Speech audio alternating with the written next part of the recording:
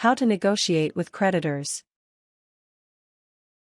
If you are having trouble paying off your debts, you should try negotiating with creditors before you give up and declare bankruptcy. If your debts have not yet been sold to collections agencies, you may still be able to craft a repayment agreement with your original creditors and reduce potential damage to your credit score. You may be surprised at the compromises many creditors will make to ensure that they get at least some of the money you owe. The following tips will help you learn how to negotiate with creditors over the phone. Part 1: Assessing your debts. 1. Create a budget before you determine what you are able to pay your creditors.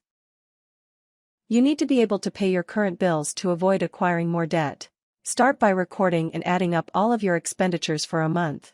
This includes necessities like rent, food, other debt payments and utilities, as well as discretionary spending like entertainment and clothing purchases. Subtract this amount from your after-tax monthly income. Whatever is left is the amount that you have to spend on repaying your debts each month. If possible, reduce your spending in certain categories, especially in entertainment and other discretionary categories, to increase the amount that you have left to repay debts. 2. Organize your debts by potential consequence. Some debts are inherently more important than others.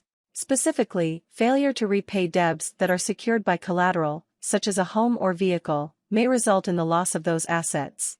Similarly, debts incurred to perform your job, such as a credit card for travel and entertainment expenses, have priority over other debts. Prioritize negotiating and paying off your debts such that these debts are taken care of first. 3. Organize your debts by value. Another tactic to use when prioritizing your debts is to start with the smaller debts. This is because repaying these debts will take less time, allowing you to get debts off of your plate more quickly. Try organizing your debts from smallest to largest and starting with the smallest one. 4. Determine your payoff strategy. Consider the most critical debts to you when figuring out your payoff strategy. You should remember to account for the likely consequences of deferring payment to each creditor. When you choose an order, you can stop any harassment by advising all creditors to contact you by letter, not phone. This will allow you to avoid the temptation to grease the noisiest wheel by paying off the most annoying creditor first. Refer to how to prioritize your debts for more information. 5. Determine how you can pay. You might pay off your debts as a lump sum, in payments, or in a combination of the two. Most creditors will not agree to a deep discount in their repayment unless the payment can be made quickly or in an immediate lump sum. Accordingly, it may be better to negotiate a freeze in interest, deferral of payments for a set period, or another strategy. You need to be flexible with each creditor to get the best deal, but the priority should be getting out the most critical debts as quickly and cheaply as possible. 6. Estimate the lowest amount that you think each creditor will allow you to pay. Most creditors expect at least 50% of the total amount of outstanding debt. However, some creditors will settle for less. One tactic is to start with 15 to 30% of the debt's value and negotiate up from there if needed. This is still more than the roughly 10% the creditor would get by selling your debt to a collections agency. 7. Collect cash to make a payment.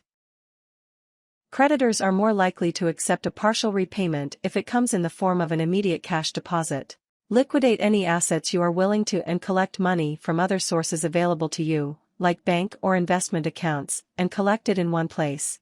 Sum up the total amount of money you were able to gather. You can then use this information when negotiating with a creditor. Even if you choose not to pay in this way, a creditor may have the right to seize the balances of your bank accounts, so it's in your best interest to pay as much as you can from these accounts. Part 2: Contacting your creditor. 1. Call your creditor. As soon as it seems certain that you will not be able to repay your debt as originally agreed, call your creditor. You can usually find contact information on your bills or by searching online for the creditor. If you've already missed a few payments, odds are they will call you. In either case, make it clear that you don't have the money to pay the debt at the moment, but that you intend to work out a repayment agreement. For example, try saying, "I know that I owe the amount, but I don't have the money to pay right now.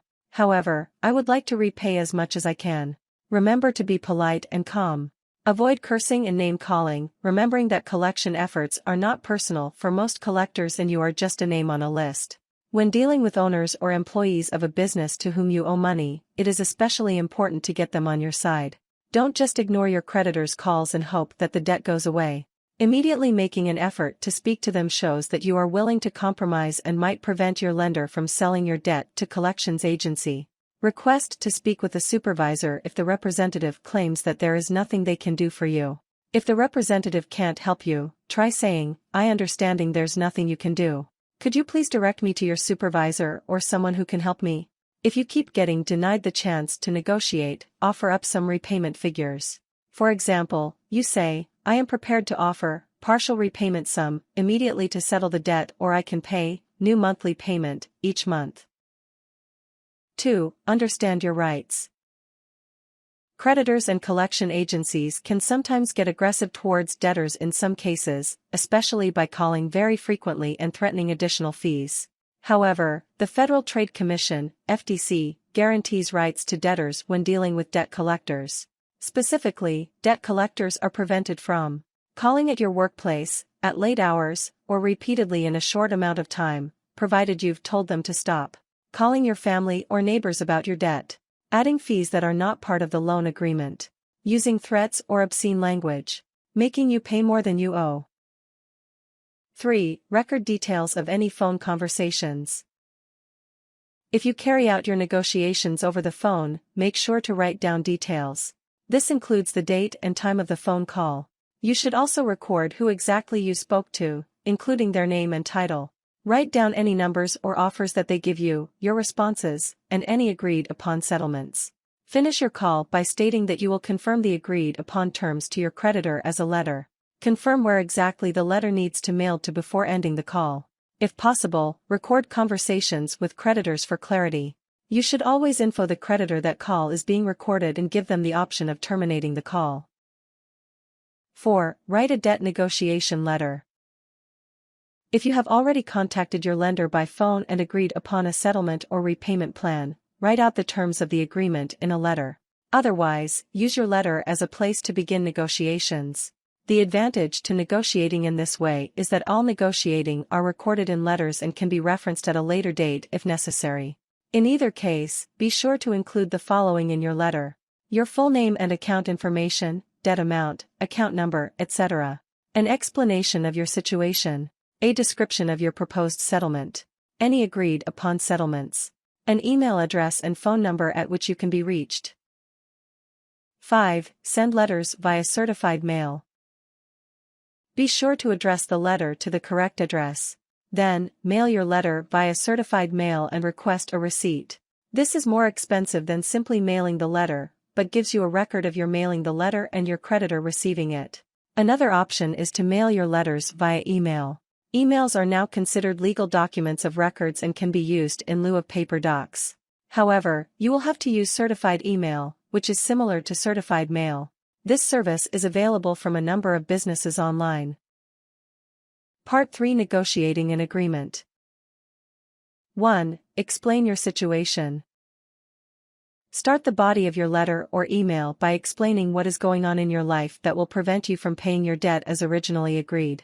Creditors usually need a legitimate reason if you are planning to ask for a partial repayment. Acceptable reasons include the loss of a job, serious medical conditions, or large, unexpected expenses of another type. Make sure you are objectively explaining your situation, rather than pleading for sympathy. Don't spend more than one paragraph explaining your situation, keep it brief and simple. If possible, include numbers, your reduction in income, monthly cost of new bills, etc. When explaining your situation, be objective. For example, saying, "I lost my job 2 months ago and have no income to make my payments with is better than my jerk boss fired me and now I'm broke." Be specific by including figures. For example, "I have recently been diagnosed with serious illness. This has resulted in monthly medical costs of $1,000, leaving me only $100 per month with which I can repay debts." Explain, but don't threaten, that if you are not able to reach an agreement, your only choice will be bankruptcy. Most creditors will receive nothing if you file for bankruptcy, so they will adjust their ask if you mention it. Saying, "If we cannot reach an agreement, I regret to say that my only remaining option will be to file for bankruptcy is preferable to if you don't let me make a partial payment, I'll just file for bankruptcy and you'll get nothing." 2. Base your strategy on the type of debt you hold. Your best strategy will differ based on the creditor and the type of debt. In some cases, negotiation may be more difficult or impossible. Use the following guidelines when negotiating a settlement. If you are negotiating a mortgage loan repayment, you will likely need a loan modification. This can be simple to negotiate with a small, local bank. However, if you hold a mortgage with a large, national lender, negotiation may be close to impossible. Any attempt at negotiation might result in fees stacking up while bills go unpaid, leading to eventual foreclosure. Other secured loans, like auto or motorcycle loans, are much the same way. Secured loans are more difficult to negotiate because the creditor may receive the asset back in bankruptcy proceedings. Try focusing on offering a large partial repayment now. Student debt requires a different approach. There are distinct federal programs that allow you to skip payments, change your payments, or cancel your debt, depending on your situation. Visit studentloans.gov for more information. Unsecured debts, like credit card debts, unsecured bank loans, and debts owed to local merchants are much easier to negotiate than the previous categories. Offer a percentage of the outstanding amount as a single payment or over time as a reduced monthly payment. You may be able to negotiate a lower interest rate if they want to reduce the principal. 3. Make a specific offer. When you make a debt settlement offer, make it specific and based on your ability to repay it. For example, if you offer to make a single payment, make it for the total amount that you are currently able to come up with. If you are asking for a reduced monthly payment, show the creditor that this amount is all you can afford to repay each month. Give them an exact figure to negotiate from. 4. Ask for fee removal. Ask the creditor to remove any late fees, legal fees, or fines for non-payment. This can be particularly helpful if they will not accept partial payment. Removing fees will allow you to still save money while paying the debt in full. When asking, emphasize your ability to make the payment if the fees are removed. For example, if you could please remove the late payment fee assessed on my account, I would be able to make the payment in full on a future date. 5. Get help in negotiating. If you are having difficulty reaching an agreement with creditors, you can get help from a credit counseling agency. These agencies can offer you advice on how to negotiate or help you plan out a repayment schedule that fits your situation. You can find them by searching online for credit counseling agencies in your area. There may even be some services offered for free, depending on your needs. Avoid those credit counseling firms that take heavy fees but fail to deliver. Check with the Better Business Bureau, BBB, and state government to find legitimate agencies. In addition, you can consult with a bankruptcy attorney. He or she will be able to tell you what debts can be discharged in a bankruptcy and what effects filing will have on you and your assets. Part 4. Finalizing the agreement. 1. Ask the creditor to take any negative comments off your credit report once you have paid the agreed upon amount. Your credit report may already have been negatively affected by the unpaid account, but you can salvage it by having negative information taken off or relabeled. If the creditor agrees to this step, include it in the debt negotiation letter to hold them accountable. If you are making a single repayment, your goal should be to have your debt reported as settled. If you have negotiated a reduced monthly payment, you should ask your creditor to report the debt paid as agreed. In any case, your credit score will not be as high as it would have been had you repaid the debt as first agreed. However, negotiating one of these outcomes can reduce the negative impact significantly. 2. Get your agreement in writing once you have reached a compromise. You can either send the creditor a debt negotiation letter confirming the proposed payment details in it, or ask that the creditor send you one. Either way, it should be signed and dated by both parties and kept in a file so that you have record of the reduced payment agreement. 3. Stick to your repayment plan. If you negotiate a lower monthly payment or a temporary forbearance on payments, make sure to stick to the plan as negotiated. In other words, don't agree to a plan that you can't afford. This will result in wasted effort and money on your part, as you will still have to file for bankruptcy in the end. 4. Check that the information has been satisfactorily changed on your credit report after payment. Wait 3 months before checking your credit report. If it has not been removed yet, send a letter to the 3 credit bureaus to dispute the information. Tips. Stay professional when negotiating with creditors, and do not let them intimidate you, as you are proposing a plan that is beneficial to both of you. Be persistent when you are negotiating with creditors. If the first offer you mention is rejected, increase it until it is accepted, as long as you can afford the negotiated sum. Remember that most creditors would rather have some money than none at all, so be confident that your offers to pay will be accepted.